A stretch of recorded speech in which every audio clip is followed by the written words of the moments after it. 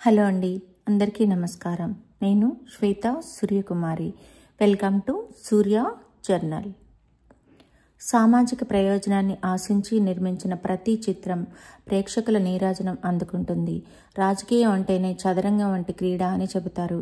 ఎవరు మనవారు ఎవరు కాదు అనే విషయం పూర్తిగా పక్కన పెట్టి అందరితో కలుపుకుంటూ పోతూ మనసులో ఎలా ఉన్నా మొహంపై నవ్వు పులుముకుంటూ ముందుకు సాగాలంటారు. పదవీ వ్యామోహం ముందు తన పరా భేదాలు అసలే ఉండవని, రాజకీయంలో కేవలం పదవి మాత్రమే ముఖ్యమని చెబుతూ దర్శకుడు శేఖర్ కమ్ముల నిర్మించిన లీడర్ చిత్రం చెబుతుంది. మూవీ మొగల్ డి రామానాయుడు మనవడు దగ్గుబాటి రానా హీరోగా తొలిసారిగా వెండితెరకు పరిచయమైన లీడర్ చిత్రం అద్భుత విజయం సాధించింది. చిత్రం ప్రారంభం నుంచి శుభం పలికే వరకు ఎక్కడా బోర్ అనేది లేకుండా ఆసక్తిగా తిలకించే చిత్రం ఇది. వాస్తవిక పరిస్థితులను తలపించే విధంగా సాగిన చిత్రం. ప్రారంభంలో ముఖ్యమంత్రి సుమన్ ఓ యాక్సిడెంట్కు గురై కోమాలోకి వెళ్ళిపోతాడు. వైద్యులు ఆయనను బతికించేందుకు విశ్వ ప్రయత్నం చేస్తూ ఉంటారు.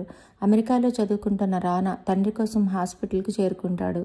అతడి తల్లి సుహాసిని ఆందోళనగా భర్త క్షేమం కోసం ఎదురు చూస్తూ ఉంటుంది.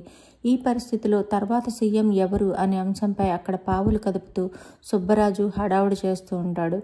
పార్టీకి కుటుంబానికి పెద్దగా ఉన్న సుమన్ అన్నయ్య కోటా శ్రీనివాసరావు హాస్పిటల్కి వచ్చి పరిస్థితి తెలుసుకుని రానా సుహాసినిలను ఓరడిస్తాడు. మరొక పక్క ప్రెస్ను సుబ్బరాజుని కంట్రోల్ చేస్తూ తర్వాత సీఎం గురించి చర్చిస్తాడు. తనే ముఖ్యమంత్రిని అని డిసైడ్ అయిపోయిన సుబ్బరాజు టీవీలో న్యూస్ వచ్చేలా అనుచరులతో పనులు చేయిస్తూ ఉంటాడు. అంతా గందరగోళంగా మరోపక్క చావుబతుకుల్లో సుమన్ ఓ ల్యాండ్ విషయమై పరిష్కారం కోరుతూ హర్షవర్ధన్ సుమన్కు 10 కోట్లు ఇస్తాడు. ఇప్పుడిలా యాక్సిడెంట్ కావడంతో తన పరిస్థితి అర్థం కాక చావు తప్ప వేరే మార్గం లేదంటూ రానాకు విషయం చెబుతాడు. అప్పటి వరకు రాజకీయం అంటే ఏమిటో తెలియని రానా సుబ్బరాజుకు చెబుతానంటాడు. వద్దు సార్, వాళ్ళెవరూ న్యాయం చేయరు, మీరు దీని గురించి ఎంక్వైరీ చేయండి అంటూ డబ్బుకు సంబంధించి కొన్ని గుర్తులు చెబుతాడు. ఇంత హడావుడిగా ఉన్న తరుణంలో సుమన్ ఆఖరు క్షణాలకు చేరడంతో వైద్యులు రానా సుహాసినిలను పిలుస్తారు. కొడుకును దగ్గరకు పిలిచి సుమన్ ఆఖరు కోరికగా రానాను ముఖ్యమంత్రి కావాలని కోరతాడు.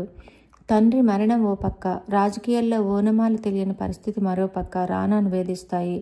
అమెరికా వెళ్ళి వ్యాపారం చేయాలని మొదటి నుంచి భావించిన రానా తండ్రి కోరికను కొడుకు తీర్చాలని తల్లి భావించడంతో మొదలైన రాజకీయ క్రీడ ఆసక్తికరంగా సాగుతుంది.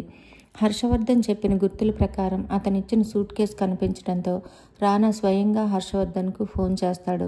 అప్పటికే చనిపోవడానికి సిద్ధపడిన అతడికి రానా ఫోన్ భగవంతుడి వరంలా అనిపిస్తుంది.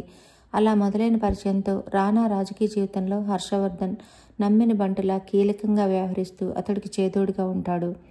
అందరూ దగ్గర బంధువులు, రక్త సంబంధీకులే తన చుట్టూ ఉంటారు. కానీ ప్రతి ఒక్కరూ వారి వారి రాజకీయ లబ్ధి కోసం అయిన వారినే వెన్నుపోటు పొడుస్తూ బంధాలకు ఎలాంటి విలువ ఉండదని, డబ్బు పదవి మాత్రమే మనిషిని నడిపిస్తాయని ఎప్పటికప్పుడు రానాకు అర్థమయ్యేలా వారి ప్రవర్తనతో చెబుతూ ఉంటారు. ముఖ్యమంత్రి కావాలని కోరుకున్న సుబ్బరాజు, మిగిలిన ప్రజాప్రతినిధులు, ప్రజల తీర్పుల మధ్య ఎన్నో ఘటనలతో చివరకు ఆసక్తికరంగా చిత్రం సాగుతుంది. తను రాజకీయాల్లోకి రావాలనుకున్న విషయం కుటుంబ పెద్ద కోటకు చెప్పడం కోసం తల్లితో కలిసి రానా కోటా శ్రీనివాసరావు దగ్గరకు వెళ్తాడు. రాజకీయాల్లోకి వచ్చి ఏం చేయాలనుకుంటున్నావు అని ఆయన అడిగిన ప్రశ్నకు అవినీతి అంతం, అంటరానితనం నిషేధం కోసం పాటుపడతానని చెబుతాడు. ఈ మాటలకు పెద్దగా నవ్వుతూ కోటా మోహన్లో పలికించిన భావాలు వర్ణనాతీతం.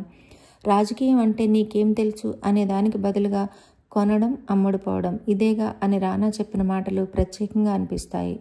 ప్రత్యర్థులైన సుబ్బరాజు, ఇతర నాయకులను ఎదుర్కొనే క్రమంలో రానా నటన అత్యంత సహజంగా కనిపిస్తుంది. తొలి చిత్రమైన నటనలో పరిణతి కనిపించింది. ఎవరు పదవిలోకి వచ్చినా ప్రజాక్షేమాన్ని కాంక్షించాలని చాటి చెప్పిన లీడర్ చిత్రసీమలో మైలురాయిగా నిలుస్తుందనడంలో ఎలాంటి సందేహం లేదు.